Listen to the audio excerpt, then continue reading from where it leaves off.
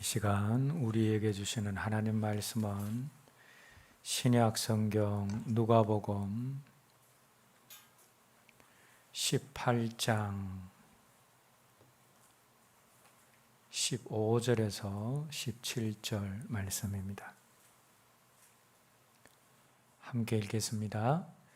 사람들이 예수께서 만져주심을 바라고 자기 어린 아기를 데리고 오매 제자들이 보고 꾸짖거늘 예수께서 그 어린 아이들을 불러 가까이 하시고 이르시되 어린 아이들이 내게 오는 것을 용납하고 금하지 말라. 하나님 나라가 이런 자의 것이니라.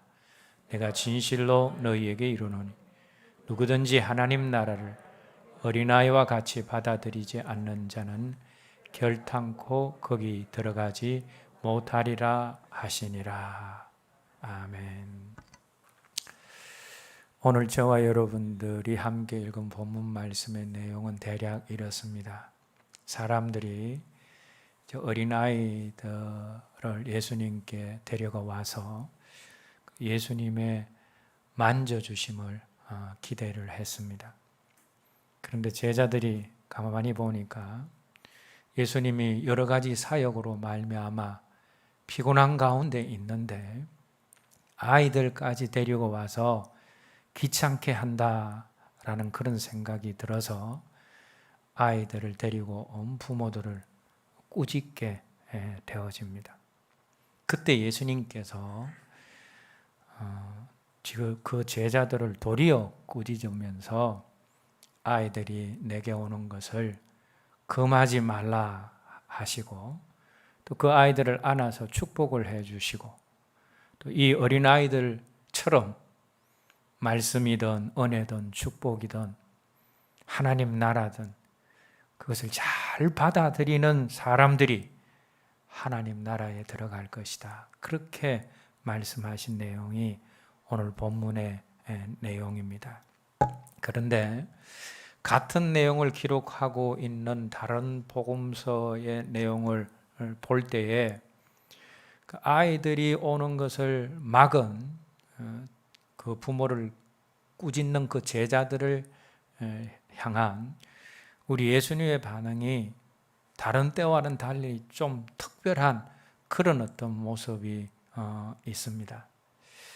그것이 같은 내용을 기록한 마가복음에 나오는데 마가복음 10장 13절에서 14절 말씀 함께 읽겠습니다. 사람들이 예수께서 만져주심을 바라고 어린아이들을 데리고 오매 제자들이 꾸짖거늘 예수께서 보시고 노하여 이르시되 어린아이들이 내게 오는 것을 용납하고 금하지 말라. 하나님 나라가 이런 자의 것이니라. 14절 말씀을 보시면 아이들을 데리고 온 부모들을 꾸짖는 그 제자들을 향하여서 예수님이 책망하시는 정도가 아니라 노하셨다. 그럼 여기에서 노하다라는 이 단어는 예수님이 그냥 보통 노하신 것이 아니라 속에서부터 끓어오르는 그런 통렬한 분노, 그런 분노를 가지고 제자들을 대하셨다라는 겁니다. 자, 여기에 나오는 이 노하셨다와 똑같은 단어가 어디에 나오느냐 하면 요한복음 11장 32절 말씀에도 나오는데 예수님께서 나사로가 죽었다라는 그런 소식을 들으시고 예수님께서 그것을 통분히 여기셨다라는 말씀이 나옵니다. 그럼 나사로가 죽으셨다라는 그 소식을 들은 예수님이 분하게 여기셨다, 통렬하게 노하셨다라고 그렇게 말씀이 기록을 하고 있는데 그럼 여러분 이때 예수님이 누구를 향해서 그런 통렬한 분노를 발하셨습니까? 다름 아닌 나사로의 죄로 말미암아서 나사로의 죄로 인하여서 죽음을 가지게 오게 만든 그런 암흑의 세력, 사단의 세력, 죽음의 세력들을 향해서 예수님이 풍분히 여기셨다라는 겁니다. 즉 뭡니까? 사단에게 예수님이 그렇게 노하셨다라는 겁니다.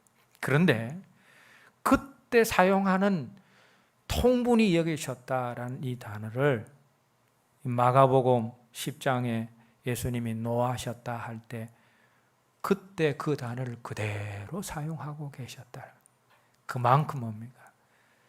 어린아이들이 예수님께로 나오는 것들을 막은 제자들을 향하여서 예수님이 노하셨다.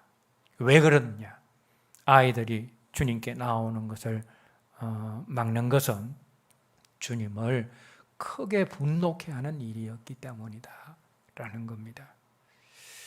여러분, 아이들이 교회에 오고 싶어 하는데 부모들의 게으름 때문에 또 부모가 주일에 우선순위를 다른 일에 두므로 자녀들을 예배의 자리에 오지 못하게 한다면 예수님은 그 부모를 향하여서 오늘 제자들에게 바라신 똑같은 노를 바라실 수 있다라는 겁니다.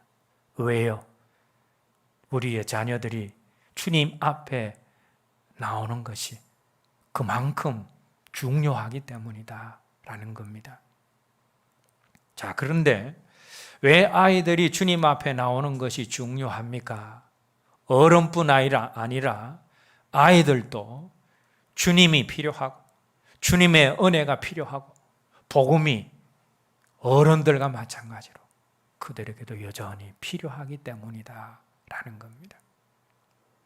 창세기에 인류의 조상인 아담과 하와에 대한 내용이 나옵니다. 그런데 아담과 하와가 선악과를 따먹는 죄를 범하기 전과 또 죄를 범한 후에 확연하게 달라진 점이 하나 있습니다. 그것이 무엇인가 하면 범죄하기 이전에는 사람들에게 없었던 그 죄성이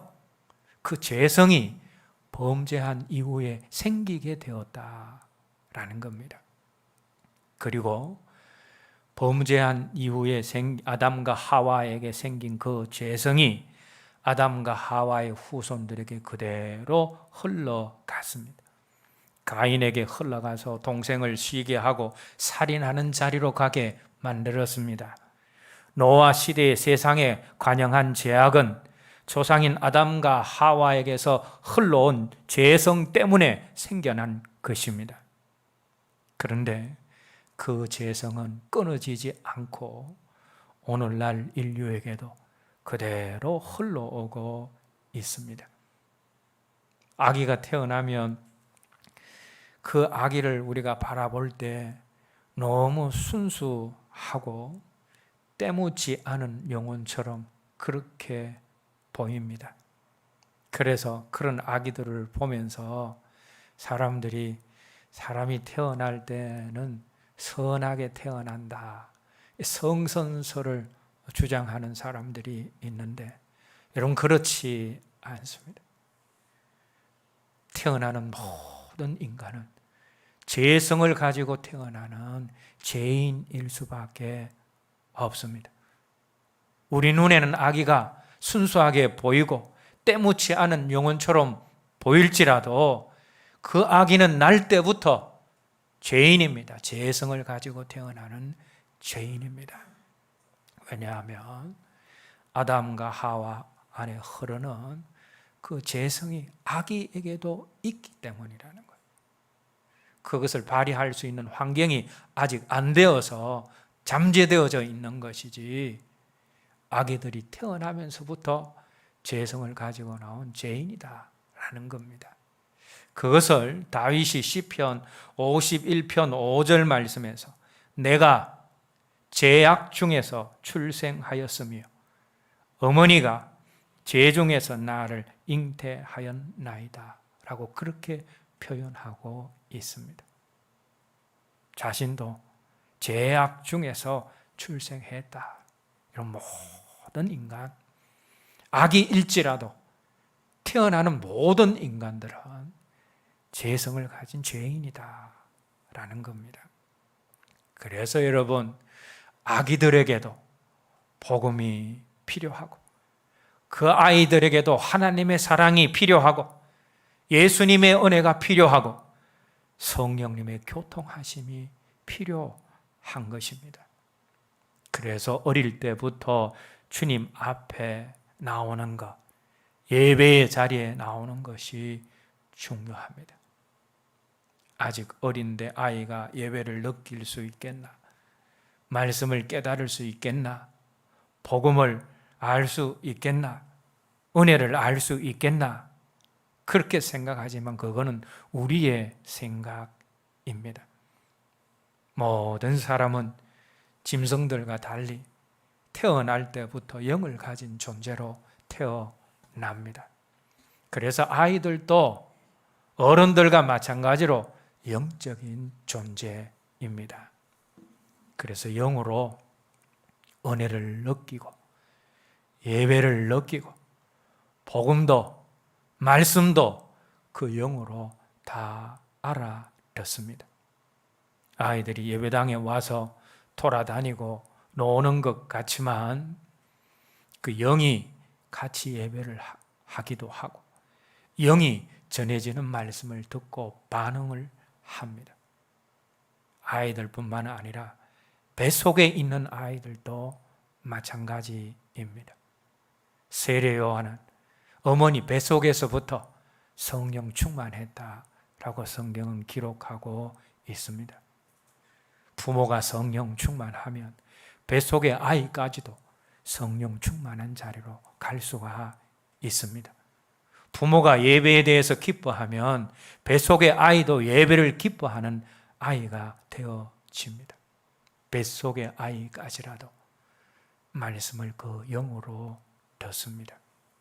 왜냐하면 뱃속의 아이도 영적인 존재이기 때문입니다. 그래서 부모와 함께 예배의 자리에 나와 있는 아이들이 복된 아이들입니다. 하나님은 어려서부터 성전에 와 있는 예배의 자리에 나와 있는 사무엘을 그 말이 하나도 떨어지지 않는 멋진 하나님의 사람으로 세우셨습니다. 어릴 때부터 성전에 예배의 자리에 있는 것, 그게 큰 복이다라는 겁니다. 그런데 그 중요한 복을 부모된 우리의 무관심과 무지와 게으름 때문에, 부모의 불신앙적인 말과 행동 때문에, 부모의 다른 세상적인 목적과 이유 때문에 자녀들에게서 빼앗으면 안 된다라는 겁니다. 그런 행동이 바로 주님을 노하시게 하는 행동이다라는 겁니다. 우리 주님은 아이들이 주님께 나오는 것을 기뻐하셨습니다. 그리고 주님께 나온 아이들에게 두 가지 일들을 같은 내용을 기록을 하고 있는 마가복음 10장 16절 말씀에서 주님께 나온 아이들에게 우리 주님이 하신 두 가지 일들을 우리가 발견하게 되어지는데, 마가복음 10장 16절 말씀 함께 읽겠습니다. 그 어린 아이들을 안고 그들 위에 안수하시고 축복하시니라. 우리 예수님이 아이들이 주님께 왔을 때 어떤 일을 하셨습니까? 첫 번째는 사랑의 표현으로 그 아이를 안아주셨다라는 겁니다. 그리고 또 다른 하나는 주님께 있는 좋은 것이 흘러가기를 바라는 마음으로 아이들 머리에 안수를 하시고 축복 기도를 하셨다라는 겁니다. 그래서 저도 오래전부터 주님이 하신 똑같은 일을 주일날 하고 있습니다. 지금은 코로나 때문에 잠시 그 일을 중단하고 있지만 주일날 목양실을 찾아오는 아이들은 누구든지 안수를 하고 기쁜 마음으로 축복 기도를 합니다. 때로는 방언도 터치를 하기도 합니다. 그런데 여러분, 이 일은 저뿐만이 아니라 모든 부모들이 자녀들에게 해야 하는 중요한 일입니다. 우리 주님이 주님께 낳은 아이들을 안아주시면서 그들에 대한 사랑을 표현하셨듯이 부모는 자녀들에게 사랑을 표현해야 합니다. 세월호가 침몰하는 긴박한 순간에 한 학생이 어머니에게 엄마, 내가 이 말을 다시 못할까 봐 미리 문자로 보냅니다. 사랑해 라는 그런 문자를 보내었습니다. 그 문자를 본 어머니도 나도 아들 사랑해 라고 표현을 했습니다. 다행히 이 학생은 구조가 되어서 어머니도 아들도 사랑한다 라는 그 표현을 계속할 수 있게 되었습니다만은 그러나 안타깝게도 많은 자녀와 부모들이 더 이상 그런 표현들을 할 수 없는 그런 슬픈 상황이 되고 말았습니다. 여러분, 오늘 우리도 마찬가지입니다. 사랑을 표현하고 싶어도 더 이상 표현할 수 없을 때가 반드시 옵니다. 한치 앞을 보지 못하고 내일 일을 모르는 것이 우리의 인생이기 때문입니다. 표현하고 싶어도 표현할 수 없을 그때가 오기 전에 우리 자녀들이 내 옆에 있을 때, 내 옆에 있어 주어서 고맙다, 사랑한다 라는 그 표현을 자주 할 수 있기를 바랍니다. 안 하다가 갑자기 말로 표현하려고 하는 것이 처음에는 참 어색할 수 있습니다. 그러나 자꾸 하다 보면 익숙해지고 나중에는 그 표현들로 말미암아 부모와 자녀들이 함께 행복한 자리로 가게 되어집니다. 그리고 우리 자녀들을 여러분 자주 안아 주십시오. 안아주는 것은 몸으로 표현하는 사랑입니다.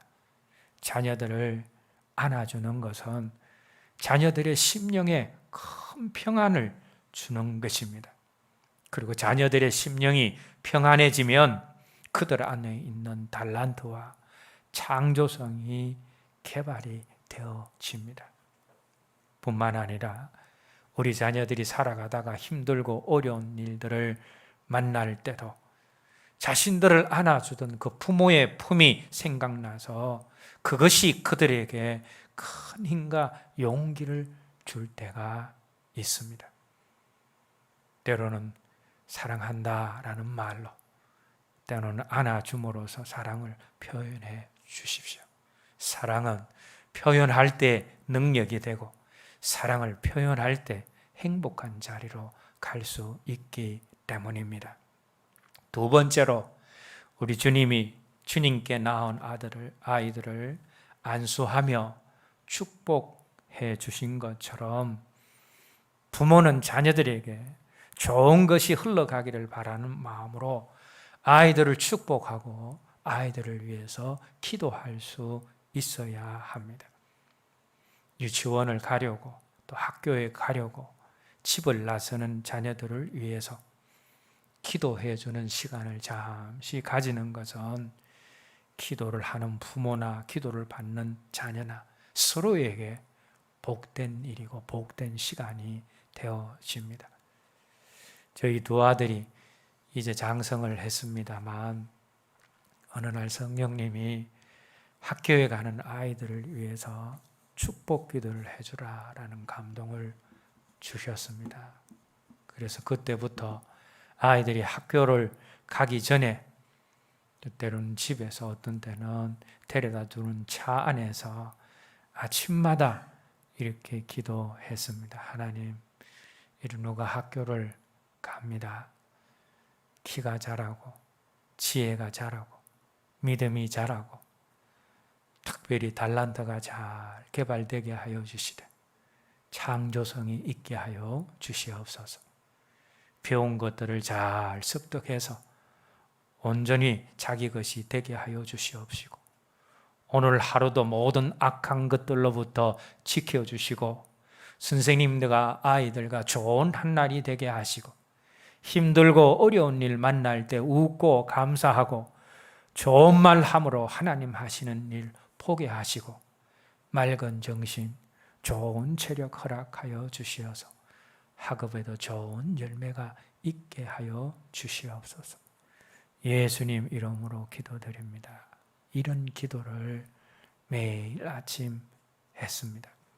그리고 기도가 끝나고 나갈 때에는 파이팅이라든지 사랑해라는 그런 표현을 해 주었습니다. 근데 안 하려고 하다가 처음에 하니까 참 어색하더라고요. 사랑해라는 표현이 참 어색하더라고요. 근데 자꾸 하다 보니 그것이 서로에게 익숙해졌고 아이들이 아빠의 기도를 사모하는 자리로 갔습니다. 그리고 그 아이들로부터 나중에는 자신이 행복하다라는 소리를 듣게 되었습니다. 그 시간이 서로에게 너무나 좋은 시간이 되었다라는 겁니다. 그럼 자녀들에게 사랑을 표현하고 축복하면서 기도를 해 주십시오. 그것이 아이들을 멋진 자리, 또 행복한 자리로 가게 만드는 좋은 길이 되어집니다. 오늘날 많은 부모들이 자녀들에게 사랑을 표현하고 축복하고 삶과 신앙에 대해서 함께 나누는 축복자와 대하자가 아니라 많은 부모들이 감시자가 되어 있습니다. 크리스찬 부모들도 예외가 아닙니다. 특별히 공부와 연관된 말 외에는 자녀들과 별로 할 말이 없습니다. 숙제했나? 공부했나? 학원 다녀왔나? 시험은 언제냐? 이런 것들이 대화의 전부입니다. 장래를 축복하는 축복도 없고 삶과 신앙을 나누는 대화도 없고 감시만 있습니다. 여러분, 우리가 그런 부모가 되어서는 안 됩니다. 사랑을 표현하고 그들의 앞길을 축복하고 신앙과 삶을 대하는 자리가 하나님이 기뻐하시는 부모의 자리입니다. 오늘 저와 여러분들 모두가 하나님이 기뻐하시는 그런 부모의 자리에 있기를 바랍니다. 자, 그런데 우리가 우리 자녀들을 안아주고 안수하고 축복의 기도를 하기 전에 부모된 우리가 반드시 먼저 해야 되는 일이 있습니다. 그것이 뭐냐 하면 부모들이 먼저 주님의 만져주심, 그걸 최고의 복으로 생각하고 주님의 그 만져주심에 대한 갈망이 부모들에게 먼저 있어야 된다라는 겁니다. 오늘 본문 속에서 사람들이 어린 아이를 데리고 예수님께 나온 이유가 무엇입니까? 오늘 본문 15절 말씀 다시 한번 읽겠습니다. 사람들이 예수께서 만져주심을 바라고 예수님의 만지심을 갈망해서 그 만져주심을 바래서 아이들을 데리고 나온 겁니다. 여러분, 여기서 주님의 만져주심을 기대한다, 갈망한다라는 것이 무슨 의미입니까? 주님이 안아주시고 주님이 안수해 주시고 그리고 주님으로 말미암아 내려지는 하늘의 은총을 기대한다라는 겁니다. 물론 자녀들에게 부모의 사랑과 격려가 필요합니다. 그러나 우리가 자녀들을 키우고 또 자녀들이 인생을 살아갈 때에 부모의 사랑과 격려만 가지고서는 안 됩니다. 아무리 좋은 부모일지라도 부모의 보살핌과 그 사랑에는 한계가 있습니다. 왜냐? 그 부모 자체가 한계 있는 존재이기 때문에 부모가 표현하는 그 사랑도 그 격려에도 한계가 있을 수밖에 없습니다. 여러분, 하나님의 사랑이 온전한 이유가 무엇입니까? 하나님 그분 자체가 온전하시기 때문에 하나님이 베풀어 주시는 그 사랑도 온전한 사랑이 되어지는 겁니다. 그래서 아이들을 부모가 사랑하고 격려한다, 그것으로 다 끝난 것이 아닙니다.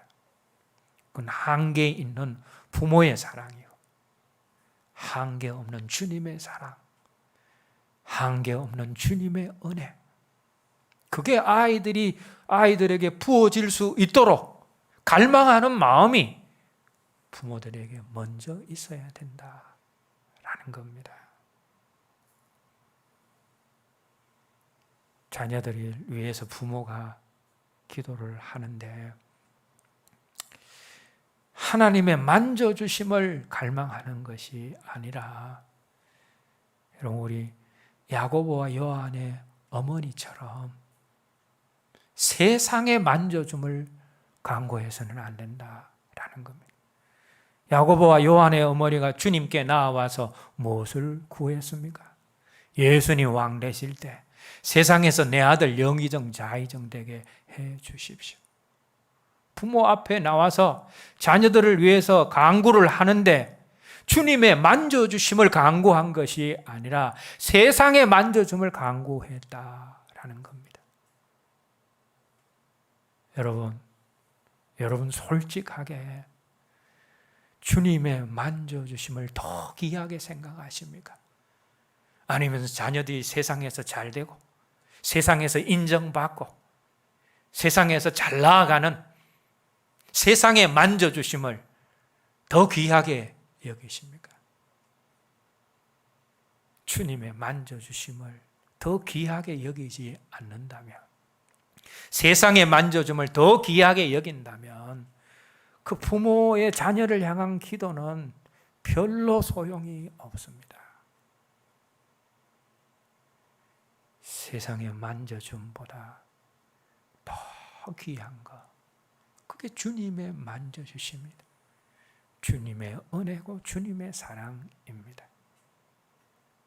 자녀들을 위해서 기도하고 축복할 때에 먼저 내 마음속에 주님의 만져주심을 갈망하는 마음이 있는가, 그것부터 우리가 점검할 수 있어야 된다라는 겁니다. 그리고 두 번째로 우리가 자녀들을 위해서 기도하고 안수하고 축복하기 전에 부모된 우리가 먼저 감사하는 사람이 되어야 합니다. 우리가 자녀들을 안고 또 안수할 때에 흘러가는 것이 있습니다. 안고 안수하는 부모에게 있는 것이 자녀들에게 흘러갑니다. 목양실에 성도님들이 기도받으러 올 때 그날 그 시간에 저의 영적인 상태, 육적인 상태가 별로 안 좋으면 제가 손을 대고 기도하지 않습니다. 왜냐하면 저한테 있는 안 좋은 것들이 흘러갈 수 있다라고 생각하기 때문입니다. 그래서 여러분, 우리가 아무한테나 가서, 아무 기도원이나 가서 머리 들이밀고 안수 받아서는 안 됩니다. 혹 병 고치는 사람이 있어서 안수를 받아서 병은 고칠 수 있을지는 몰라도 안수하는 그 사람에게 있는 병보다 더 심각한 상처, 힘든 엄난, 혈기, 이런 것들이 흘러올 수 있기 때문입니다. 이런 영적인 원리를 아는 기도원에서는 아예 안수하지도 받지도 맙시다라고 그렇게 글을 써서 벽에 글씨로 붙여 놓습니다. 우리가 우리 아이들을 안고 안수할 때에 안 좋은 것들 흘러가지 않고 좋은 것들만 흘러가도록 해야 하지 않겠습니까? 그러면 안 좋은 것들이 안 흘러가고 좋은 것들만 어떻게 흘러가게 할 수 있습니까? 철저하게 우리가 감사하는 사람이 되어야 합니다. 감사하면 안 좋은 것들은 끊어지고 좋은 것들이 흘러가게 되어집니다. 감사하는 부모가 자녀들을 안고 안수할 때 자녀들에게 좋은 것이 흘러갑니다. 믿음이 흘러가고 성령 충만함이 흘러가고 은혜가 흘러가고 사랑이 흘러갑니다. 그래서 부모가 자녀들을 안아주고 안수하기 전에 먼저 감사하는 부모가 되어야 합니다. 그리고 축복 기도와 축복하는 말도 마찬가지입니다. 이왕이면 우리가 하는 그 축복 기도가 그대로 이루어지고 아이들을 축복하는 그 말이 그대로 이루어져야 되지 않겠습니까? 그러려면 우리가 감사하는 사람이 되어야 된다라는 겁니다. 여호수아가 태양을 향해서 달을 향해서 멈추어라 했을 때 태양과 달까지도 멈추는 사람이 될 수 있었습니다. 왜 그런 자리에 여호수아가 갈 수 있었습니까? 감사하는 사람이었기 때문입니다. 그 시대에 여호수아만큼 하나님을 향하여 감사하는 사람이 없었습니다. 여호수아와 갈렙만큼 광야 노정에서 그만큼 하나님께 감사하는 사람이 없었습니다. 그래서 하나님이 그가 하는 명령에 따라서 태양도 머물게 하시고 달도 머물게 하신 것입니다. 우리가 하는 말이 능력이 있고 힘 있는 그런 말, 우리가 하는 축복이 힘 있고 열매 맺는 그런 축복이 되려면 감사하는 사람이 우리가 되어야 한다라는 겁니다. 이제 말씀을 맺겠습니다. 자녀들이 주님께 나오는 것을 막은 오늘 본문 속의 제자들처럼 부모된 내가 막음으로 주님이 분노하시지 않게 해야 합니다. 부모된 우리의 말과 행동이, 우리의 불신앙이, 또 세상 것을 우선시하는 사고방식이 자녀들이 주님 앞에 나오는 것을 막을 수 있다라는 사실을 늘 우리가 생각하고 자녀들 앞에서 우리의 말과 행동을 조심해야 합니다. 불신앙적인 언어, 불신앙적인 모습 보여주면 안 됩니다. 부모들은 자녀들이 하나님 앞으로, 주님 앞으로 잘 나올 수 있는 징검다리 역할을 반드시 해야 합니다. 때로는 말로서, 때로는 안아줌으로 사랑을 표현하십시오. 자녀들을 위한 축복 기도를 할 수 있기를 바랍니다. 그리고 우리가 한 그 축복 기도가 진정한 축복이 되려면 우리가 세상의 만져줌이 아니라 주님의 만져주심을 먼저 갈망하는 사람이 되고 또 감사하는 부모들이 되어야 합니다. 오늘 말씀 앞에서 우리의 자녀들을 주님께로 인도하고 사랑하고 축복하고 기도해 주는 좋은 부모 되기를 결단하는 저와 여러분 모두가 되었으면 합니다. 이제 오늘 찬양 부르신 후에 들은 말씀 가지고 함께 기도하겠습니다.